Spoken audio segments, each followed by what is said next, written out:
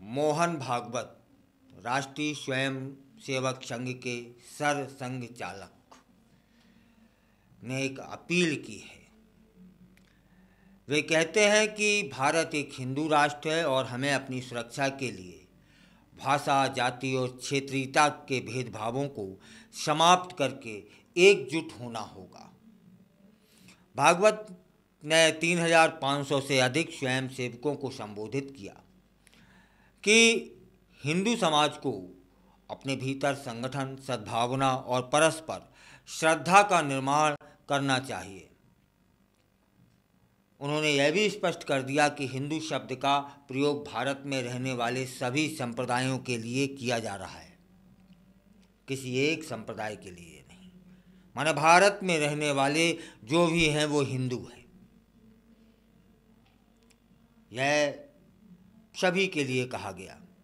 वे कहते हैं कि हम यहाँ अनादिकाल से निवास कर रहे हैं, भले ही हिंदू उपनाम बाद में उभरा।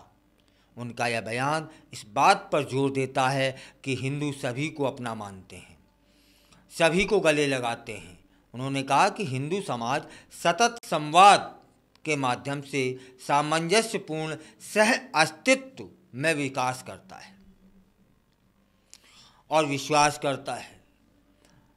आरएसएस प्रमुख ने अपने संबोधन में यह भी कहा कि समाज का गठन केवल व्यक्तियों और उनके परिवारों से नहीं होता, बल्कि समाज की व्यापक चिंताओं पर विचार करके कोई भी व्यक्ति आध्यात्मिक संतुष्टि प्राप्त कर सकता है।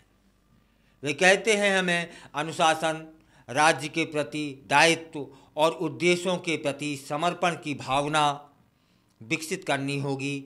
भागवत ने इस बात पर जोर दिया कि अगर हम बटेंगे तो हम कमज़ोर होंगे और इसलिए हमें एकजुट होकर सामूहिक सुरक्षा सुनिश्चित करनी होगी।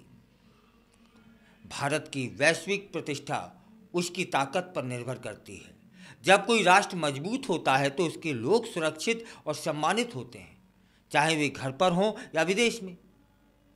इसके विपरीत कमज़ोर देशों के लोग अक्सर निष्कासन का सामना करते हैं।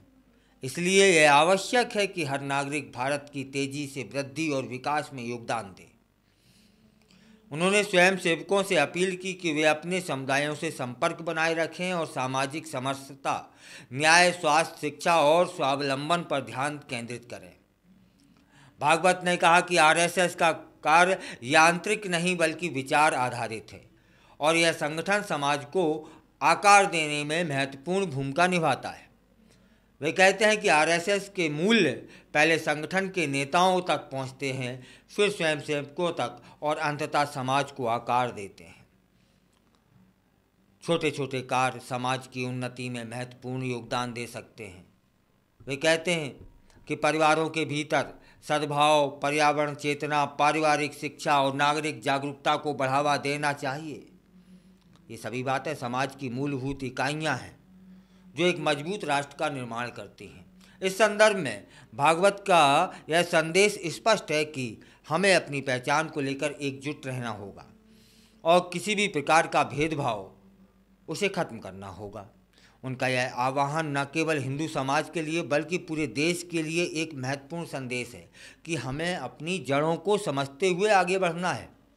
इस प्रकार मोहन भागवत की अपील हमें याद दिलाती है कि मजबूत राष्ट्र वही होता है जो अपने नागरिकों को सुरक्षा प्रदान करे। अगर हम सभी मिलकर काम करें तो हम न केवल अपने अस्तित्व को सुरक्षित रख सकते हैं बल्कि आने वाली पीढ़ियों के लिए एक बेहतर दुनिया दे सकते हैं। आपकी क्या राय है? बताइएगा ज़रूर।